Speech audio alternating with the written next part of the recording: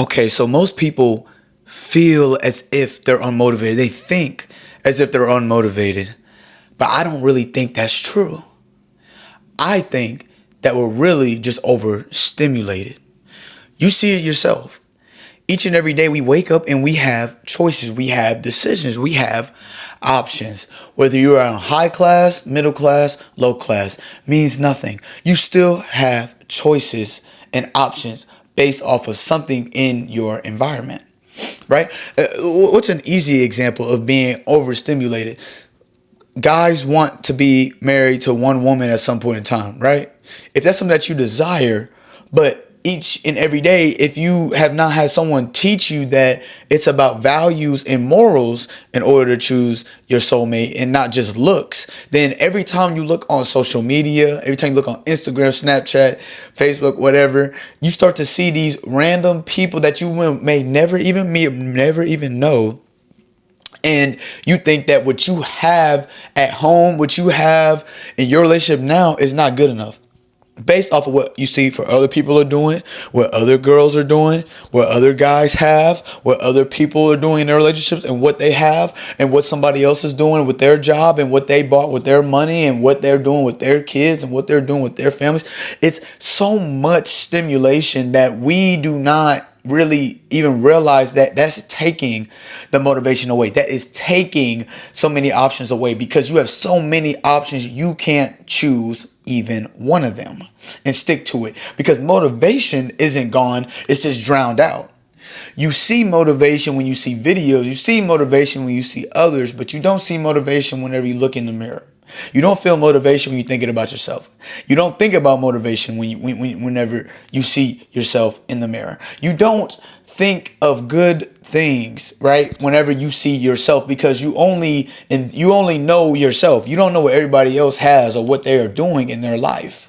You don't realize what they are struggling with as well as what you are struggling with. Could be the exact same thing, but just looking differently. It just means that sometimes other people can have money or status or fame or other things to cover up what they lack, But if you do not have attention to what you lack, then you will not grow. You will not have character. You will not be able to develop in yourself. So you have to be very careful on what you drown out because there's no silence anymore to think at times. There's no space for you to think and being constant. It is always an input. There's always opinions. There's always people looking and watching on what you're doing. You can't feel driven when your mind never rests. We can go to sleep and people wake up and still tired.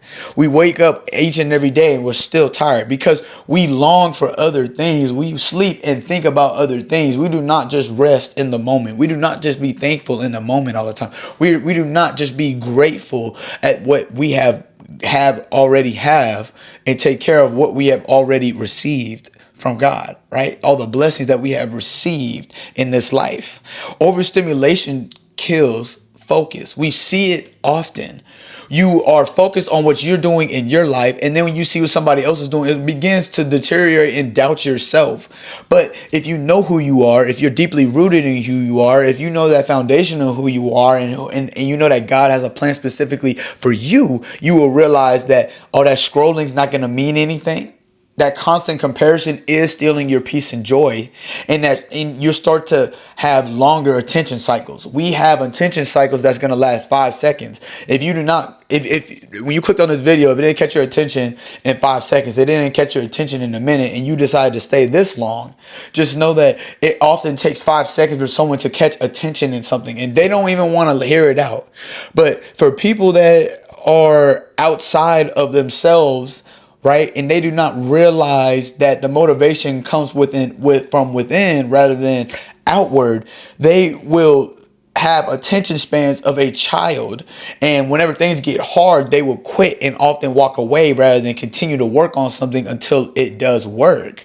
Too much noise makes everything else feel heavy, makes everything else feel smaller because you fill the room up. This room is pretty empty. There's a lot of space in this room, but if you were to sometimes catch my thought process on what I am thinking at times when I have anxiety, whenever I start to have overthink think in overstimulation, this room can feel very small. I can feel very confined. I can have very confined spaces within this room, very small spaces within this room, because of how my thoughts are, because of how much we can somewhat think. If we personify it and actually make it into a real thing, this room would be full of thoughts and things that probably don't even matter.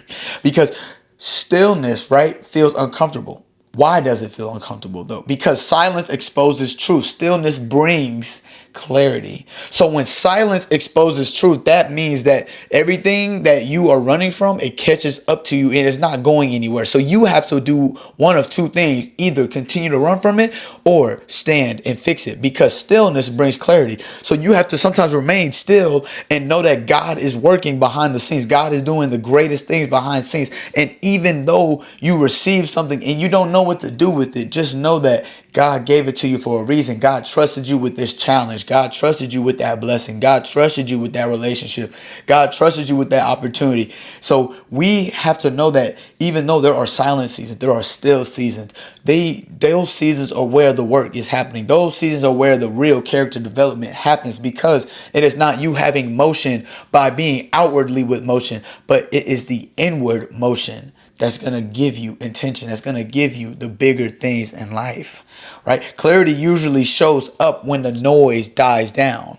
Whenever you exit the room, whenever you have exited your own mindset and you decided to live where your feet are planted, live where you are looking, live where your focus is.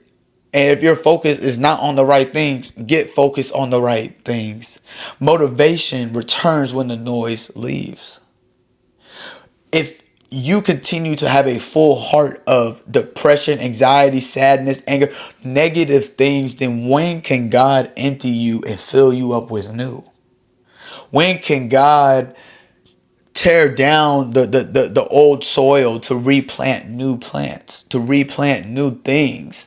That right now I live in a place where they're building houses, right? And I'm looking at the new houses, and I'm looking at how that ground used to have grass and dirt and rocks on it, but it wasn't until they rolled it over, dug it up, and ripped up the soil a little bit, made it uneasy for a while in order to fill in the foundation, to put the wood on there, to do the things until it was a house. But it is the moments, and whenever we're quitting, that's when the foundation is actually being poured. That's when the new soil is being ripped through, so then we can plant new seeds. That's when the frame of the house, before the prettiness of the house is shown, we are being grown, and that's when we are being built, and then that's when we are quitting. Because before you can judge yourself, you have to know that what you see in the mirror was the finished product already of what God wanted you to be. You are just finding out of what God wants you to be now. God already knew everything that you were going to be living up to. So right now you are just building to that moment, building to that life. Until God gets you there, continue to work. Because before you can judge yourself for being unmotivated, check how much noise you are letting in.